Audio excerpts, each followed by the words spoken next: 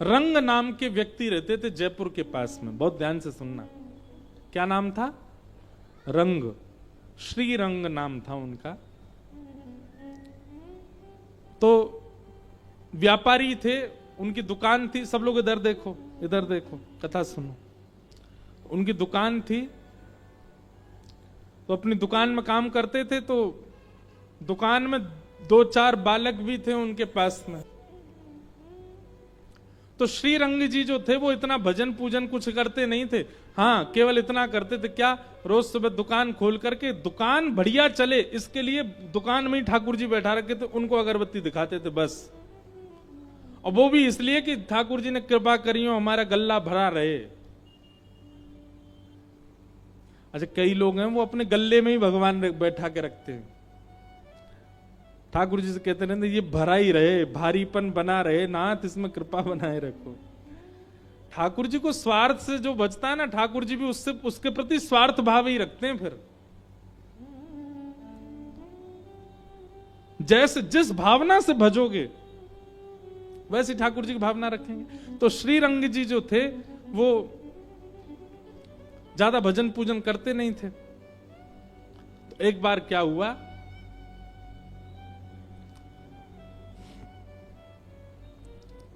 उनके दुकान का एक बालक, उसकी मृत्यु हो गई। कुछ रोग उसको हो गया था और रोग के कारण उसकी मृत्यु हो गई। मृत्यु के कम से कम 2 वर्ष बाद वही बालक उनकी दुकान में आया और वो तो देख करके उसको चौंक गए। दोपहर का समय, 12-2 बज रहे थे दोपहर के। रंग जी महाराज बोले, ए भाई, तू तो 1-1.5 साल पहले मर गया था, तू कहां से आ गया? तो उस बालक ने आकर के कहा, सेठ जी, मेरी मृत्यु तो हो गई और मृत्यु के बाद मुझको नरक जाना पड़ा, क्योंकि मैंने बहुत पाप किया था, भजन पूजन किया नहीं। और पाप भी मैंने छोटे मोटे नहीं किए, इतने बड़े बड़े किए कि नरक में जब मैं पहुंचा तो यमराज जी ने अपने दूतों का सरदार बनाया मुझको। इतनी बड़ी पदवी मिली मुझे नरक में। पहले तो मुझको बहुत पीड़ाएं दी गई, पर मैंने वहां भी पाप करना नहीं छोड़ा। वहां भी मेरे अंदर से पाप होता ही रहा। वहां पे मैंने यमराज के दूतों की यहां ही चोरी कर ली थी। उससे प्रसन्न होकर के यमराज जी बोले, भाई तू बहुत बड़ा पापी है, तू एक काम कर, तू हमारा सैनिक ही बन जा। और मैं उनका सैनिक बन गया हूं। रंग जी बोले, वो सब तेरी बात ठीक है, लेकिन यो बता तू यहां क्यों आया है? बोले, रंग जी, मेरे पास पूरा, आज की भाषा में कहें तो पूरा बायोडाटा है, पूरा रजिस्टर है, किसको कब नरक जाना है। और क्षमा कीजिएगा, मैंने उसमें आपका नाम भी देखा है। आपको भी नरक जाना है, लेकिन अभी बहुत वर्ष हैं। तो मैंने सोचा कि मैंने आपकी दुकान में खूब काम किया था, आपने मेरी जरूरत पड़ने पर बहुत सहायता भी की, तो कम से कम जब मेरे पास ये अधिकार है कि मैं लोगों को पकड़ के नरक ले जाता हूं, अभी गांव में ही एक आदमी को पकड़ने आया हूं, वो पल्ली गली वाला व्यक्ति है ना, उसका समय आज जाने का, बस 2 मिनट बाद ही वो आएगा, एक बैल अपना सींग उसके पेट में मारेगा, उसकी मृत्यु होगी, मैं उसको लेके जाऊंगा। तो मैंने सोचा कि उस आदमी को लेने जाना ही है, तो जाते जाते आपको सतर्क कर जाऊं, आपको सतर्क करने आया हूं। श्री रंग जी, आपका नाम भी लिखा है यमराज के पास। रंग जी घबरा गए, बोले, भैया तेरी बड़ी कृपा, लेकिन अब करूं क्या मैं? बोले, स्वार्थ त्याग दीजिए, निष्काम प्रेम लक्षणा भक्ति ठाकुर जी से कीजिए। जैसा प्रेम आपका धन के प्रति है, जैसा प्रेम आपका आपके व्यापार के प्रति है, जैसा प्रेम आप पुत्र पुत्री और पत्नी से करते हैं, वैसा प्रेम ठाकुर जी के प्रति करो। ये बात मैं आपको गोपनीय रूप से बता रहा हूं। प्रेम लक्षणा भक्ति से ही आप नरक जाने से बच पाओगे सेठ जी। इसलिए मेरे मन में आया कि मैं कम से कम आपको बता जाऊं, क्योंकि 2 साल बाद जब मैं आपको लेने के लिए आऊंगा तो मेरा तो एक ही स्वभाव है, मैं तो मारता पीटता ही हूं। और आप उस समय कहो कि हे भाई तू तो मेरे दुकान में काम कर चुका, मुझे मारेगा, तब मैं रुकूंगा नहीं। इसलिए मैं पहले ही बता के जा रहा हूं, आपके पास बहुत कम समय है, प्रेम लक्षणा भक्ति कर लीजिए। भक्तमाल जी में कथा आती है। और श्री रंग जी महाराज उसी समय, व्यापार आदि सब उनका पुत्र संभालता ही था, लेकिन उसी समय ठाकुर जी के प्रति प्रेम लक्षणा भक्ति उन्होंने चित्त में प्रकट कर ली।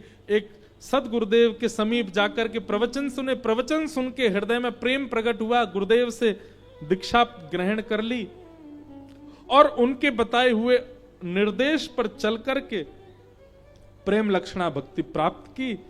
और श्री रंग जी महाराज के अंतिम काल में, अंतिम समय में साक्षात भगवान के दूत आए और उनको लेकर के फिर वैकुंठ गए। उनको नरक नहीं जाना पड़ा। रंग जी के ऊपर ये कृपा हुई। और फिर रंग जी के वैकुंठ जाने पर उनका जो वो दूत था जिसने नरक से आकर के उनको बता दिया था कि तुम भजन करो तो बच जाओगे, वह भी नरक से मुक्त होकर के वैकुंठ चला गया। तब रंग जी बोले ये क्यों मुक्त हो गया? बोले क्योंकि इसने कहीं ना कहीं किसी को प्रेरणा देकर के भगवत सन्मुख डाला, इसलिए यह भी नरक से मुक्त हो गया। इसलिए भैया नरक नहीं जाना। और एक बात हम स्पष्ट कर दें, जब युधिष्ठिर को भी थोड़ी देर के लिए नरक देखना पड़ा तो हम आप कैसे बचेंगे उससे? हम सब जीवन में हर दिन कुछ ना कुछ पाप करते हैं और इन पापों के कारण हमको भी कभी ना कभी नरक दर्शन करना पड़ सकता है। इसलिए कथा श्रवण करके नाम को और भगवान की सेवा को ऐसा स्थान अपने चित्त में दे दीजिए कि आपको नरक दर्शन ना करना पड़े। इस प्रकार फिर आगे अजामिल की कथा सुनाई गई, वृत्रासुर का प्रसंग सुनाया गया। तत्पश्चात भगवान के परम भक्त श्री प्रहलाद जी का प्रसंग सुनाया। प्रहलाद जी महाराज हिरण्यकश्यप नाम के दैत्य के यहां जन्मे। हम एक बात कथा में कहा करते हैं कि बालक जन्म लेने के बाद आप जैसे संस्कार दोगे उससे नहीं सुधरेगा। हो सकता है सुधरे, पर विशेष रूप से बालक जब गर्भ में हो उस समय के मां के आचरण बालक को लगते। इसलिए गर्भ में बालक हो उस समय मां को बहुत सावधान रहना चाहिए, क्योंकि उस समय मां जो सोचेगी, मां जो करेगी, मां जो खाएगी, मां जो विचार करेगी, वही बालक की बुद्धि में जाएगा। इसलिए गर्भ काल बहुत सावधानी से रहना चाहिए। हिरण्यकश्यप की पत्नी कयाधु, उन्होंने गर्भ काल में नारद जी से भागवत की कथा सुनी और जिसके परिणाम फलस्वरूप हिरण्यकश्यप के घर पर साक्षात भगवत भक्त श्री प्रहलाद जी का प्रादुर्भाव हुआ। हिरण्यकश्यप तो तपस्या करने के लिए गए थे और नारद जी आकर के नित्य कथा सुनाते थे कयाधु को, और कयाधु पर ऐसी कृपा हुई कि उनके घर भक्त प्रहलाद हुए। प्रहलाद जब 5 साल के हो गए तब लौट करके आए हिरण्यकश्यप। हिरण्यकश्यप ने आकर के अपने बालक को गोद में बिठाया और गोद में बैठा करके श्री प्रहलाद जी महाराज से कहा, कुछ अच्छी बात सुनाओ प्रहलाद। तो प्रहलाद जी महाराज नवदा भक्ति का प्रवचन करते हैं।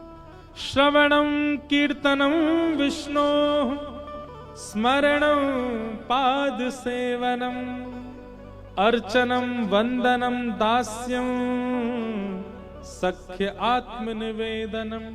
बंधुओं, ये 9 भक्ति के प्रकार हैं, इनको ध्यान से सुनिए। सबसे पहली भक्ति है श्रवण भक्ति। जिस व्यक्ति ने श्रवण नहीं किया होगा ना कथा का, जिस व्यक्ति ने श्रवण नहीं किया होगा उससे अपराध बनेगा ही बनेगा सेवा में। इसलिए सबसे पहले श्रवण भक्ति को प्रधान करो।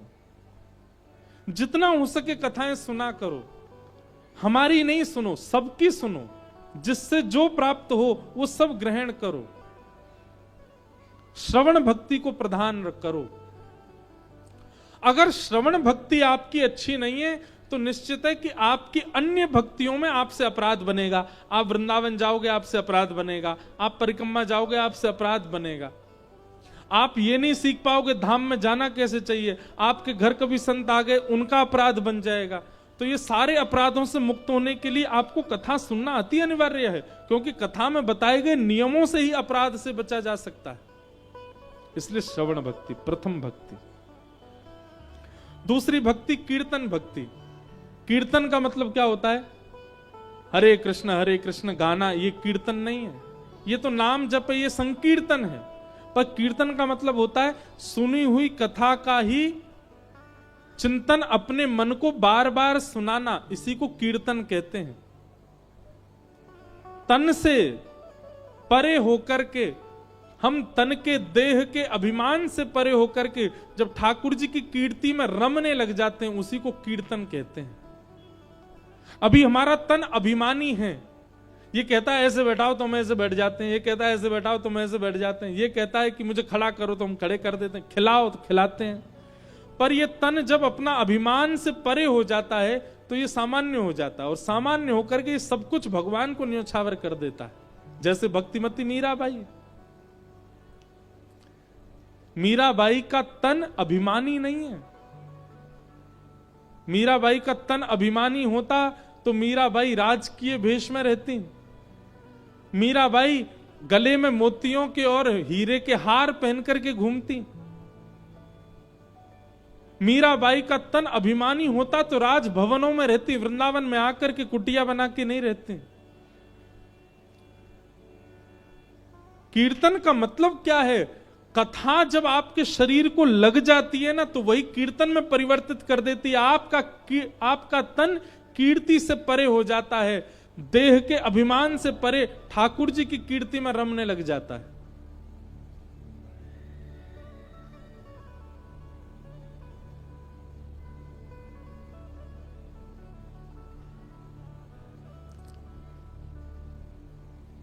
हो बाला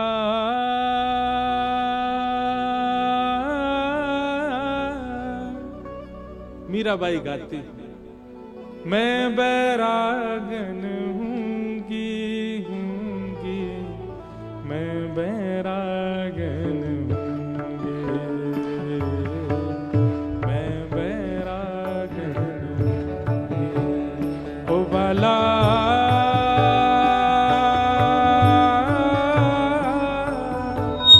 मैं बैरागन हूंगी, मैं बैरागन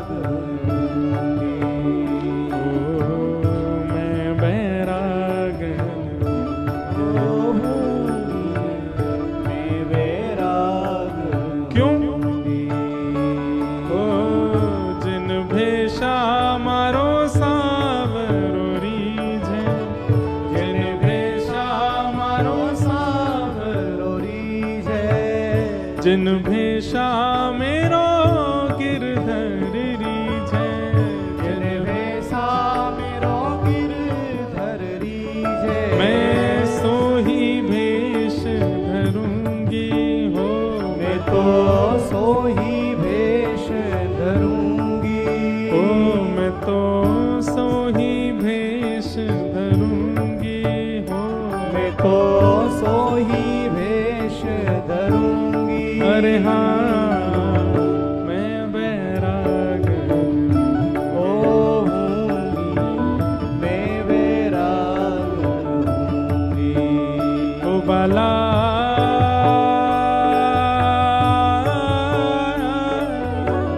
मैं बैरागन हूंगी, मैं बैरागन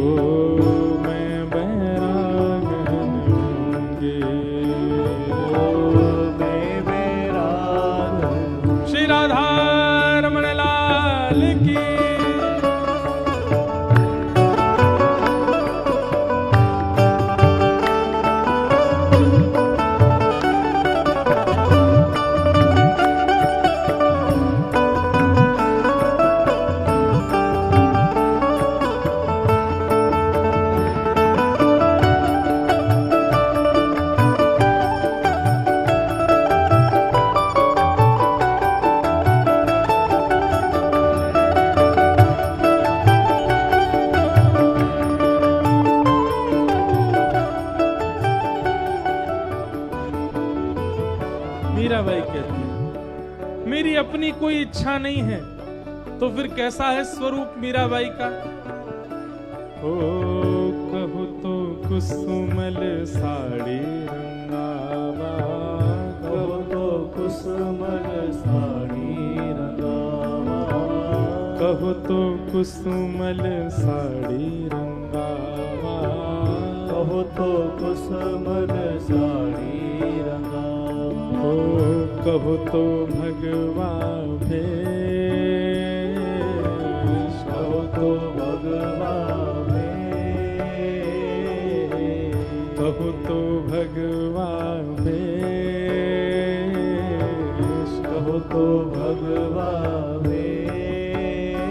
ओ कहो तो मोतियन मांग भरावा, कहो तो मोतियन मांग भरावा, कहो तो मोतियन मांग भरावा, कहो तो मोतियन मांग भरावा, ओ कहो छिटकावा के ओ बाला कहो छिटकावा के, हाँ बाला कहो छिटकावा के, बाला कहो छिटकावा के, अरे हाँ मैं बैरागन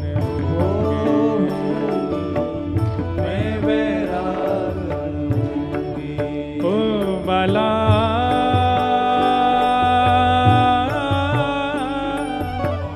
मैं बैरागन हूँगी, हूँगी मैं बैरागन हूँगी, मैं बैरागन हूँ, ओ हूँगी मैं बैरागन हूँगी।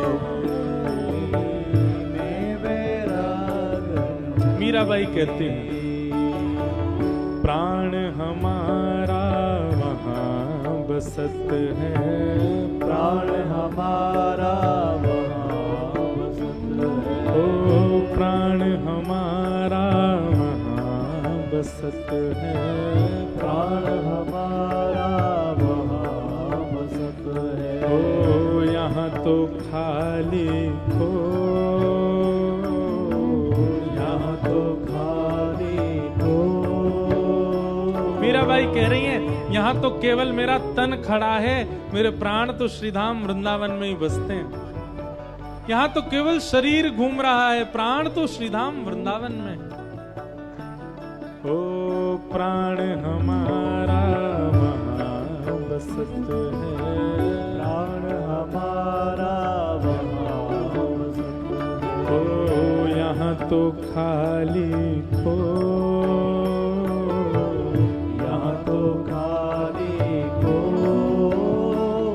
ए मात पिता परिवार सोई है, मात पिता परिवार सोई है, मात पिता परिवार सोई है, मात पिता परिवार सोई ओ है, कहिए तिनका तो, ओ बाला कहिए तिनका तो, हाँ बाला कहिए तिनका तो, ओ बाला कहिए तिनका तो, अरे हाँ मैं बैरागन हूँ, ओ होगी मैं मेरा का भाव से ओ बाला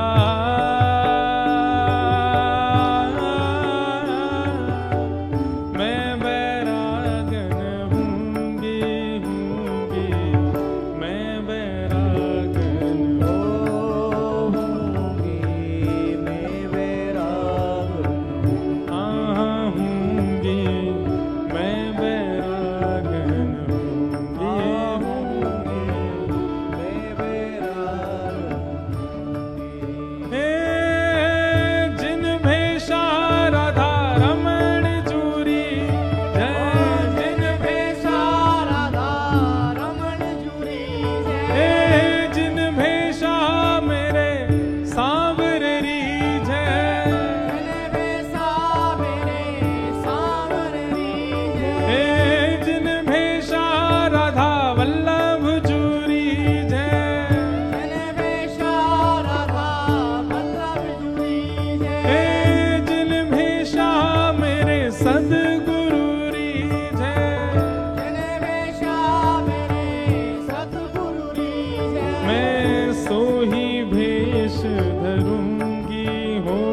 मैं तो सोही वेश धरूंगी, हाँ मैं तो सोही वेश धरूंगी हो, मैं तो सोही वेश धरूंगी। अरे हाँ मैं बैरागन ओ